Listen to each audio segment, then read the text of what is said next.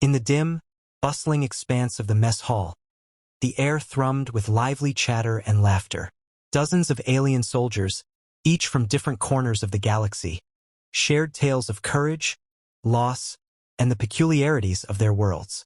Stories of valor on methane-rich planets, battles fought under triple suns, and narrow escapes from plasma storms echoed through the room. Every tale was more extravagant than the last, each soldier vying for the admiration of their comrades. Seated at a far table, a human figure remained silent. The lone representative of a species infamously labeled as Deathworlders, the human's presence was an enigma. Their scars, etched into skin toughened by years of hardship, told stories the others could only imagine.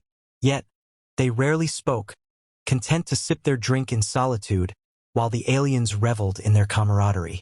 It was Karvek, a brash Threlk warrior with a reputation for pushing boundaries, who finally broke the unspoken barrier. Turning towards the human, his mandibles clicked in mock challenge. "Human," he began, his tone dripping with skepticism. "We've heard whispers of your so-called Deathworld, a planet that births warriors by the score. Surely, a creature from such a world must have tales to rival our own." The mess hall quieted. All eyes turned to the human, their interest piqued.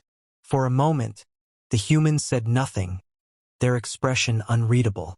Then, slowly, they set their drink down and leaned forward, their voice calm but carrying an edge that silenced even the most boisterous soldier. "You think you've faced danger?" the human began. "You don't know the meaning of the word." The aliens exchanged uneasy glances. The human's words weren't boastful.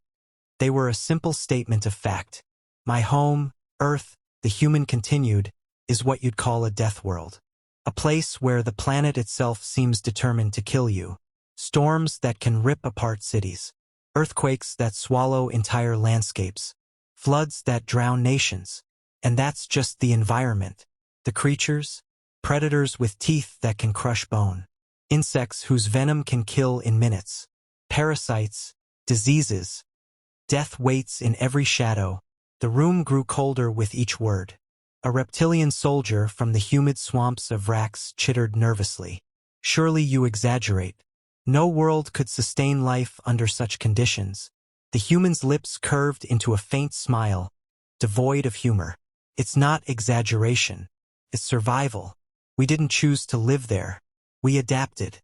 Every inch of ground we hold, we've fought for, against the planet, against its predators, against each other." Karvek, visibly unsettled, tried to recover his bravado. "And yet, here you sit. Surely it's not as bad as you claim." The human's gaze locked onto him, piercing and unyielding. "Bad? Let me put it this way. What you call a nightmare, we call Tuesday." The room erupted into uneasy murmurs, but the human didn't wait for their reactions. They leaned back, arms crossed, and said simply, "That's just the surface. If you want to hear more, you'd better be ready." And with that, silence reclaimed the mess hall, anticipation thick in the air. "You want to understand what it means to come from a death world," the human began, their voice steady but weighted. "Let me paint you a picture. Imagine a place where the air you breathe can turn against you. One moment, it's calm and clear, and the next, storms tear through the skies. Winds screaming at speeds that can shred trees and metal alike. That's Earth. Hurricanes, tornadoes, blizzards, they don't ask for permission. They arrive, they destroy, and they leave. And if you survive the storm, the planet has more waiting." They paused, their gaze sweeping across the room. Every alien sat motionless, their alien expressions unreadable, but the tension was palpable. On Earth, the ground isn't safe either. The Earth itself shifts, quakes, and swallows everything you've built. Volcanoes spew fire and ash, and the land breaks apart under your feet. Our oceans? You might think water would be a sanctuary, but they're filled with predators the size of your starships. Sharks with rows of teeth that can sense the faintest drop of blood from miles away.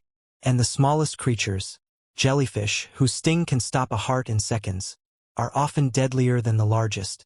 An alien with crystalline skin and glowing eyes whispered to their companion, "Why would anyone live there?" The human caught the murmur and answered, their voice sharp. We didn't choose Earth for its hospitality. We were born there, and from the moment we take our first breath, the planet reminds us we're not its masters. We've had to fight for every generation that survives. Where you might evolve in peace, we evolved in conflict, with the planet, with its creatures, and with each other. Another alien soldier, this one covered in quills that shimmered with nervous energy, asked cautiously, but surely your technology has made it easier? Your machines must protect you now. The human gave a bitter laugh. Technology? Sure, it helps. But even with all our advancements, the planet doesn't care. A skyscraper won't stand against a hurricane. A dam can fail against a flood. We've tamed nothing. We've only learned to hold the chaos at bay. And even that's temporary. The room felt heavier with each word, the weight of the human's world pressing down on the gathered soldiers. But it's not just the planet, the human continued. It's the life it fosters. Predators with razor-sharp instincts, venomous creatures that can kill with a single bite, microorganisms that can bring civilizations to their knees. Your immune systems are marvels, I'm sure, but Earth's pathogens would tear through you like fire through dry grass. Do you know what we call those plagues? Just another flu season. The silence grew more pronounced. No one dared to speak. And yet we endure. Not because we're the strongest or fastest. It's because Earth taught us one lesson above all. Adapt or die. And we've adapted to everything it could throw at us. That's why we're here. That's why we fight, why we survive. We're not Deathworlders by choice. We're Deathworlders because we had no other option. The human's voice softened, but the steel in their tone remained. And now you understand. It's not Earth that makes us strong. It's what Earth demanded of us. The human leaned forward, their gaze distant, as though staring through the fabric of time. It was during the Vornath Campaign, they began, their tone quieter now, more focused. We were stationed on a barren rock of a planet, a place with no name, just a designation. GX7. Toxic atmosphere, gravity twice what I'm used to, and terrain that could shred even the toughest exosuits.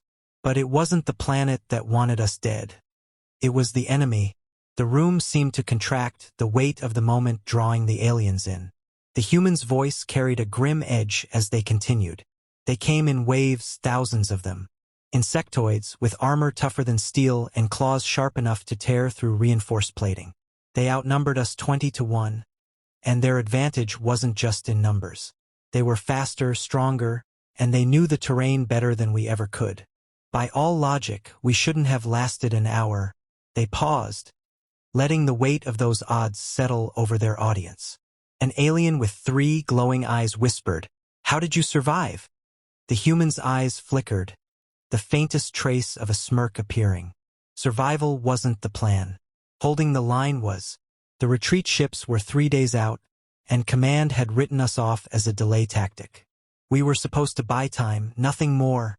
They exhaled slowly, as if the memory itself carried a burden. But we don't go down easy. Not us. We fortified what we could, scraps of metal, overturned vehicles, even the dead. Anything that could block their advance. We set traps, improvised mines, and bottlenecks. They thought they'd overwhelm us with sheer numbers. What they didn't expect was the stubbornness of a Deathworlder. A murmur rippled through the aliens. They'd heard tales of human ingenuity, but seeing it through the eyes of one who lived it was another thing entirely. The first day was chaos, the human continued. We fought with everything we had, bullets, blades, fists. When ammunition ran low, we scavenged from the fallen. Friend and foe alike. Every inch of ground they took, they paid for in blood. By the second day, it wasn't just fighting, it was survival. We rationed air, shared water from cracked canisters, and patched wounds with whatever we could find. Some of us didn't make it through the night. Their voice faltered for a moment, a rare crack in the stoic facade, but they pushed on.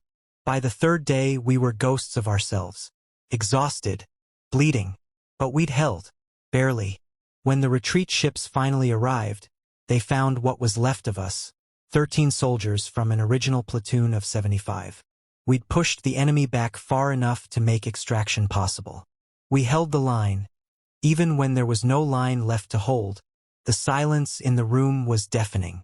The aliens sat motionless, their expressions a mixture of awe and horror. The human leaned back, their voice soft but resolute. You see, on Earth, survival isn't about winning.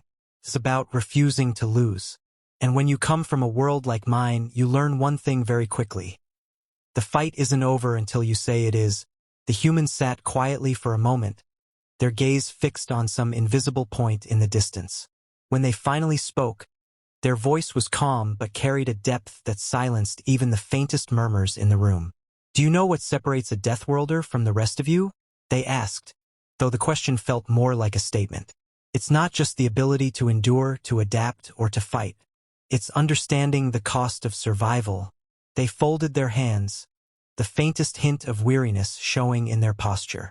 Most of you come from worlds that nurtured you, places where life flourished in harmony, where cooperation was key to survival. But my kind, we were shaped by struggle, by conflict. Earth never gave us anything for free. Every step forward was earned in blood, sweat, and sacrifice.